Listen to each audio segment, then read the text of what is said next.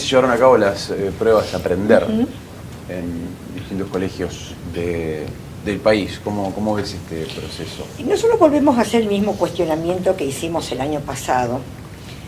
La evaluación siempre es una visión y un análisis crítico de una situación determinada. Y nos parece que las pruebas estandarizadas que hace el gobierno nacional, sin tener en cuenta el contexto social, cultural, económico, político, familiar, escolar, sin tener en cuenta el barrio en el que está inserto la escuela, de dónde vienen los chicos y demás, nos parece que desconocer todo ese contexto no aporta, obviamente, a esa mirada crítica que debe ser el proceso de evaluación.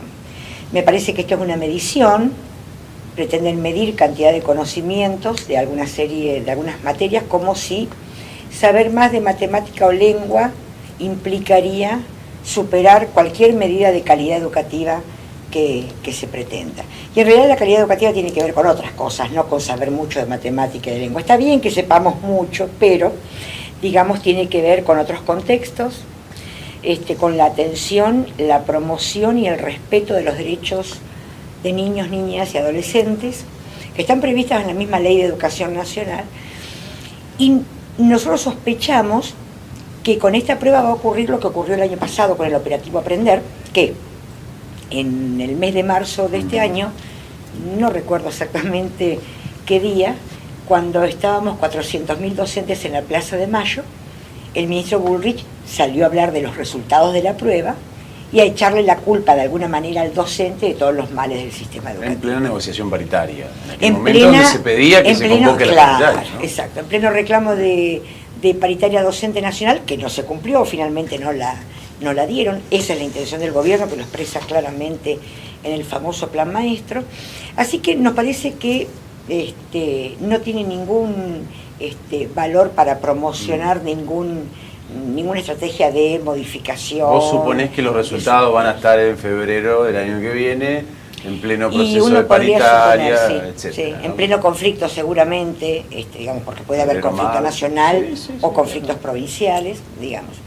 Y el tema es que eso no resuelve ninguna situación. El gobierno nacional de alguna manera responsabiliza al docente de todo lo que ocurre, y nos parece que acá tenemos que sentarnos a hablar de otras cuestiones. En principio tenemos que definir qué entendemos por calidad educativa, que evidentemente no entienden los gobiernos lo mismo que entendemos nosotros. Esta pretensión de seguir copiando cuestiones de otros países, que no son los países de la región, no son los países, por ejemplo, de América Latina, sino que se pretende copiar modelos en su momento españoles, ahora de Finlandia, como si fuera el gran modelo y demás, me parece que nada tiene que ver con la realidad local. Hay que entender que la realidad local es una realidad especial, con características propias, y que no se pueden implantar modelos de otro lado sin tener en cuenta el contexto. ¿Hay modelos de evaluación que estén buenos, que se compartan? Se conocen, manejan otros modelos de cómo evaluar, qué evaluar y demás. No, los modelos, las estrategias de evaluación, los modelos de evaluación, los programas de evaluación que se han implementado siempre han venido de organismos internacionales. Claro. Y ahí está el gran problema, porque no son adaptados a la realidad local. Cuando digo local, me refiero a nuestro país, sí, obviamente. Y el tema es que esos modelos de evaluación miden en realidad, no evalúan. Medir es cuantificar. En cambio, evaluar realmente, como lo entendemos en términos pedagógicos, didácticos, en términos docentes, medir es una cosa, es cuantificar. Evaluar es calificar, digamos, es hablar de las cualidades de un proceso de enseñanza-aprendizaje, es evaluar en qué contexto el alumno aprende.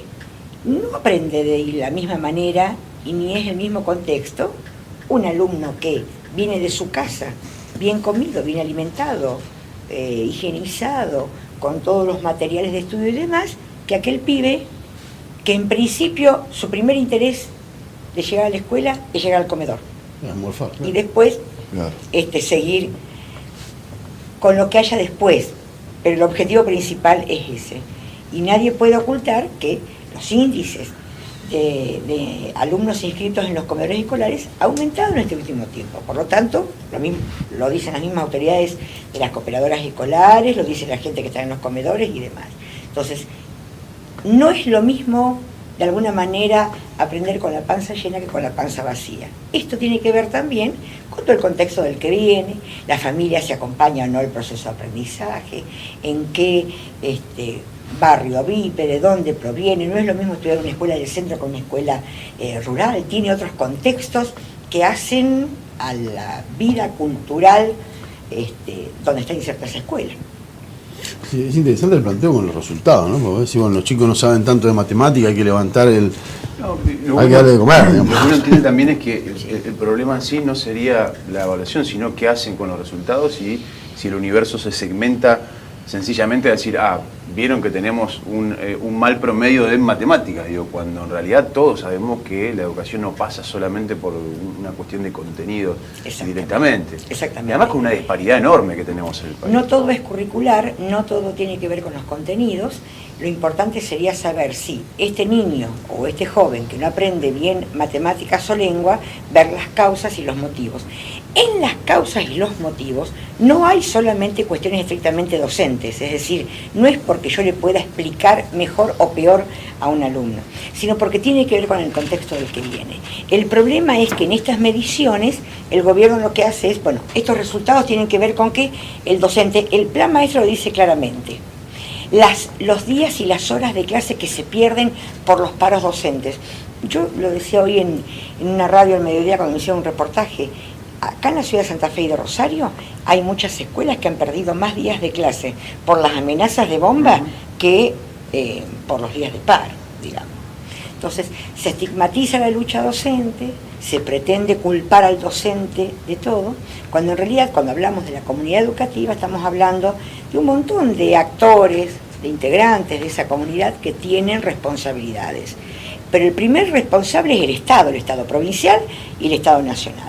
No puede garantizar calidad educativa si, por ejemplo, bajan los programas socioeducativos, si, por ejemplo, bajan los presupuestos que garantizan jornada extendida en algunas escuelas, si, por ejemplo, baja el programa de capacitación gratuita y en servicio para los docentes. No se puede garantizar permanencia de muchos alumnos si yo en el presupuesto no contemplo cómo hacer para que ese alumno permanezca en el sistema. Es decir, con la Ley de Educación Nacional, que es una ley de avanzada, sobre todo en la región, ¿no? En América Latina es una ley que ha hecho, camino en esa cuestión, se plantea, por ejemplo, la obligatoriedad de la escuela secundaria. Todo bien, estamos todos de acuerdo. Ahora, ¿qué hacemos?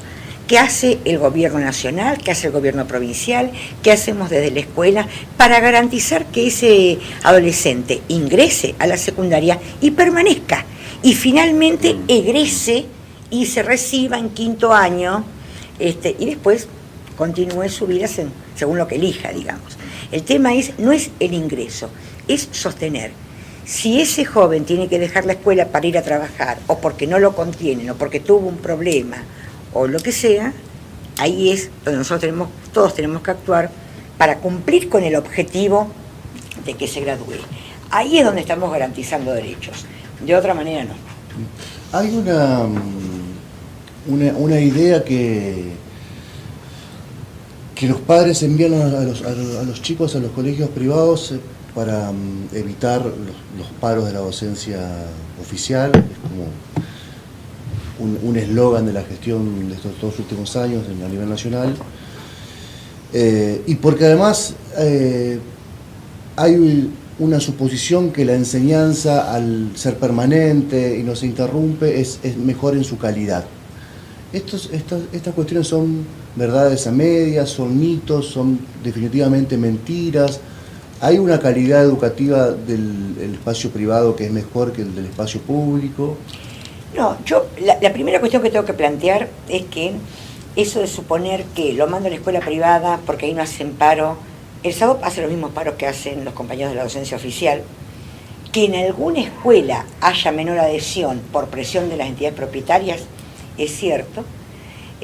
A mí no me gustaría mandar a mis hijos a una escuela donde presionan a los trabajadores para que no respeten sus derechos. Pero bueno, es una decisión que cada padre y madre toma. El tema es entender, insisto en esto de definir qué entendemos por calidad educativa. Porque para lo que usted puede ocurrir que sea la calidad, para un padre la calidad educativa puede pasar por ir todos los días a la escuela. Para mí, la calidad educativa puede pasar por otros factores que tengan que ver con la discusión de otras temáticas, no solo saber mucho de matemática y de lengua, ¿no? Sinceramente, cuando se cumplió el mes de la desaparición forzada de Santiago Maldonado, y había gente que no solamente no quería que se hable en las escuelas de esto, sino que además ponía un 0800 para que nos denuncien, yo sentí que retrocedíamos años. Todavía faltan democratizar algunos espacios en la escuela. Sentí que retrocedíamos años porque yo, que tuve que hacer la escuela secundaria en la época de la dictadura, viví esos momentos de censura, y me parecía que en ese sentido retrocedíamos mucho tiempo. Me parece que los adultos en ese sentido todavía tenemos que abrir algunas cabezas, porque los pibes quieren hablar de todas estas cuestiones en las escuelas. Por eso digo, primero habría que definir qué se entiende por calidad educativa, y después, en función de eso, cada padre, cada madre, cada alumno elige la escuela que más le convenga. Yo no creo que una escuela sea mejor que otra. Me parece que, primero, que además la educación privada está sujeta a planes de estudio oficial y a normativa, sí, que tienen que respetarse de la misma manera que se respetan. Es cierto que hay un preconcepto, un prejuicio respecto de la escuela privada es mejor porque no hacen paro, lo cual es mentira, porque si vamos a una medida de fuerza se van a dar cuenta que hay escuelas privadas que están tan cerradas el día de paro como una escuela oficial. El problema a veces está en muchos padres que creen que, yo le digo, creen que la cuponera les da derecho, es decir, el hecho de pagar una cuota, de tener una cuponera a principio de año y pagar todos los meses una cuota, creen tener derecho a que en la escuela no se suspendan nunca clases, que hagan como quieren ellos, que estén más tiempo los chicos en la escuela, que le enseñen tal o cual cosa. Y me parece que en ese sentido uno elige como padre la escuela tiene la autonomía suficiente como para trabajar las cuestiones que considere necesario. Yo elijo la escuela de mis hijos y en función de eso deposito la confianza que necesita. Pero no creo que la calidad educativa, sinceramente estoy convencida, no pasa porque una escuela sea mejor que otra o porque una escuela esté más arreglada que otra. Hay padres que se fijan en la escuela que está más pintada y más arregladita y más moderna que otra. Pero a veces atrás de las paredes muy pintadas pasan cosas que a mí no me gustan particularmente y entonces prefiero el aula descascarada. ¿Y tus hijos? ¿Tenés hijos vos, Patricia, no? 2 hijas. ¿Y qué enseñanza tuvieron? ¿Por dónde? ¿Pública, privada? ¿Y por escuela qué? Privada, porque fueron a la escuela del barrio. Elegimos la escuela del barrio, digamos. Y bueno, fueron ahí. La más grande ya está en la universidad pública, sufriendo otros avatares. Pero elegimos la escuela del barrio, porque, bueno, con todos los compañeritos que vivían ahí en el barrio, nos parecía mucho más práctico. Obviamente que, digamos, nos interesaba el perfil de la escuela, una escuela chica, de barrio, donde todos los padres eran clase trabajadora. Nos parecía que era el contexto más parecido a nuestra familia, digamos, y transcurrieron su etapa escolar sin dificultades. Ahora la más chica cambió a la secundaria, pero vamos bien. Está bien. No debe ser fácil tampoco, ¿Qué cosa? Ser la hija de Patricia. Bueno, sí, tienen el problema de portación de madre. Portación de madre. Pero bueno, siempre les he recomendado, yo no voy a las escuelas de mis hijas especialmente a hacer actividad gremial. No. Digamos, soy muy respetuosa de esas cuestiones. No le he preguntado nunca a las maestras y maestros de mis hijos si estaban afiliados al SADOP, si hacían paro o no.